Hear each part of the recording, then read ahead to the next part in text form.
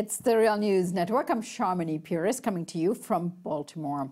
This week, the Environmental Protection Agency held its only public hearing on the Trump administration's proposed plan to repeal the Obama-era Clean Power Plan. It was held in Charleston, West Virginia. West Virginia is the number two coal producer in the country, and their production has been steadily declining since 2014, but the Trump administration wants to kickstart it.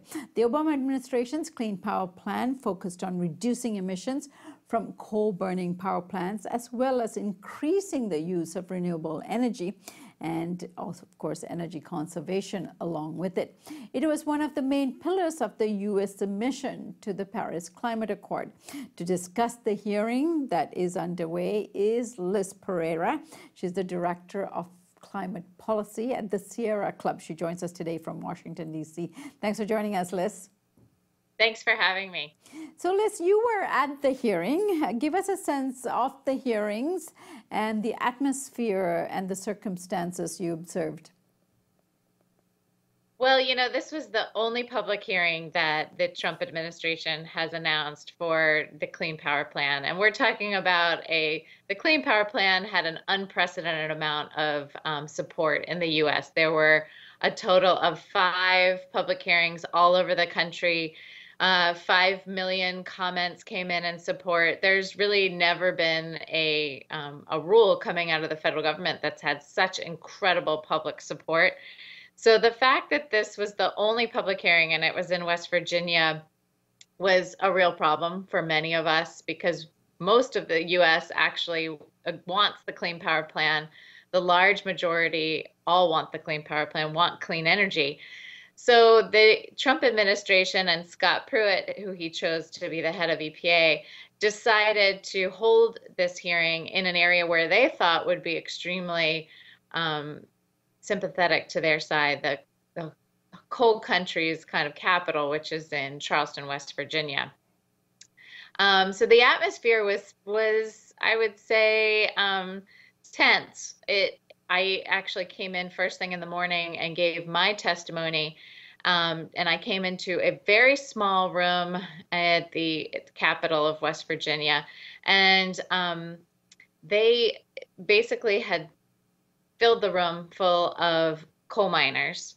There were only about 20 seats in the room total, so they actually had decided to hold the most high-profile testimony in a room that was tiny, in order to pack the room full of coal miners. And I was flanked by coal company executives, coal miners, some of the heads of the West Virginia Attorney General's office, as well as some staff from the senators and representatives' offices. So it was tense. We also had tons of local folks who Sierra Club had been working to bring to this hearing to raise their voices. And in reality, I think it was around 300 people that testified, it was actually quite balanced. There were about a half and half, and I'd say our side potentially had more supporters of the Clean Power Plan. And the majority of those supporters were real people who had actually had bad experiences with the coal industry in the past. Generations of coal mining families that said, we're done with coal. We have been abused by coal companies for years. We want a new future for our children. We want clean energy. We want to address climate change. So that's the real story that I saw of the day, is that real people who were brought in actually wanted the Clean Power Plan and want to move to clean energy and towards climate action. Now, I understand that coal CEO Robert Murray used the allotted time he had for his testimony to rail against a legal, excessive Clean Power Plan, and his company, Murray Energy, bussed in miners to attend the hearing. They, of course, did this in order to demonstrate that coal miners' jobs are on the line. Is that what you heard while you were there from the people that are experiencing the effects of coal mining? You know, interestingly enough, none of the coal miners that Bob Murray brought in actually signed up to testify. They didn't come to the stand to testify. Instead, it was normal people from the state who did not want more coal mining. And so I found that quite interesting. There were representatives of the United Mine Workers Association, and but the United Mine Workers Association doesn't agree with coal companies for the most part. United Mine Workers actually represents the mine workers and has been fighting for their pensions and health care, and the coal companies have been fighting against them. Coal companies like Arch Coal have gone bankrupt, and even though they've paid the CEOs of the company these massive sums, they have reneged on pensions for miners and healthcare for miners for years. And this is after these miners have already experienced terrible working conditions, already suffer major health impacts of their own. Some have even died at the hands of these coal companies. So, really when you peer a little deeper into what's going on here, it's a very complicated story. And unfortunately, it's a very sad story for the people of West Virginia and the coal miners of West Virginia.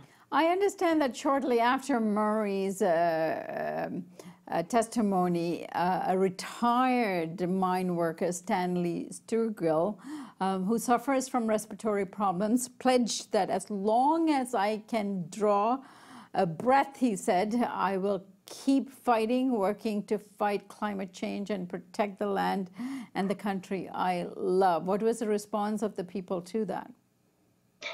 People were amazed by his testimony, and I think that many of the miners in the room were very moved by his testimony. He is, he was a fourth generation coal mining family, and he said, he needs a better future for his children and grandchildren. And this has just been a legacy of abuse of these coal companies, of these people. And if you really ask coal miners the reality, the truth, many of them will admit the same thing. They do not feel they've been treated well by these coal companies, and they would like to have better alternatives. And did you sense or get an idea that the people making the deputations, or as you said, testimonies, actually understand that the Clean Power Plan affords them the ability to make a just transition, get trained to new jobs, protect their pensions, and so forth, that this is a comprehensive plan to make a just transition to a clean job economy? Mm-hmm. It's interesting. I think that the Clean Power Plan was a rule under the EPA to regulate carbon pollution from existing power plants. Interestingly enough, by the way, just because the Trump administration is trying to get out of this proposal to regulate carbon pollution from existing power plants, the Supreme Court has said no matter what, EPA must regulate this pollution. So the Supreme Court of the land has already said, you got to do this. So no matter what, they can't get out of it. And interestingly enough, the Clean Power Plan approach under the Obama administration had money called in the Power Plus plan to actually help communities that had been reliant on coal to transition to new jobs and get training. So the next proposal, who knows what will be in it? And I don't think they understood that there was actual money in here for their communities to retrain them and to get better jobs. And in reality, I think there's very little appetite for something like that in Congress right now. We're not seeing any of their actual representatives go to the mat and fight for them for this type of retraining money. And so I do agree. I think that unfortunately there wasn't a lot of education out there for normal folks on what the Clean Power Plan offered. Liz, is the proposed dismantling of the Clean Power Plan the reason Scott Pruitt was hired to head up the EPA? I do think that this was one of the very reasons. He's also attacking numerous other pieces of public health regulation. He has basically rolled back rules to protect clean water, clean air. stop smog in our cities. So he's rolling back pretty much every public health protection that the Environmental Protection Agency has issued in the last 8 years.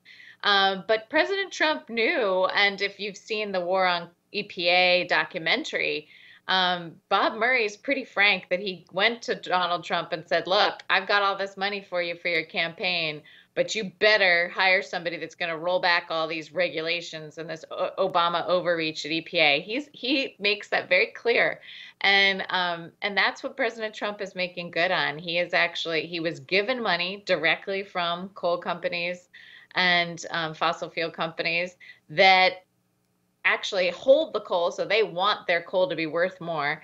He was given money by them to run his campaign, and now he is going and he has hired somebody who's dismantling every public health protection we have.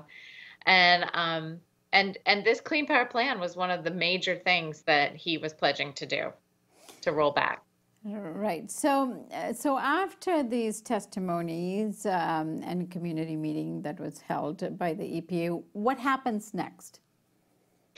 So next, we will likely see, as I mentioned earlier, the Supreme Court has ruled that the Environmental Protection Agency must regulate carbon pollution from power plants. So EPA has to issue some type of plan on how it proposes to do that. They have, as we all know, they don't really want to regulate this pollutant. So they're going to put forth something that's extremely weak, and we will probably see that in the next couple of weeks. There will be another opportunity to comment as well. So it's very important that all of us raise our voices in opposition to this as well. And then in the future, we will probably have to sue that proposal because it's inadequate and it won't actually reduce much carbon pollution at all. So that's the next steps there. And EPA will continue to have its feet put to the fire by the courts to actually regulate carbon pollution from power plants. So no matter what, we have the court on our side, we have the people on our side, and we're going to fight them in the street, we're going to fight them in the courts, and we're going to see to it that we see justice. All right. I thank you so much for joining us today, Liz, and all the best with your struggle there. Thank you so much. I really appreciate the opportunity. And thank you for joining us here on the Real News Network.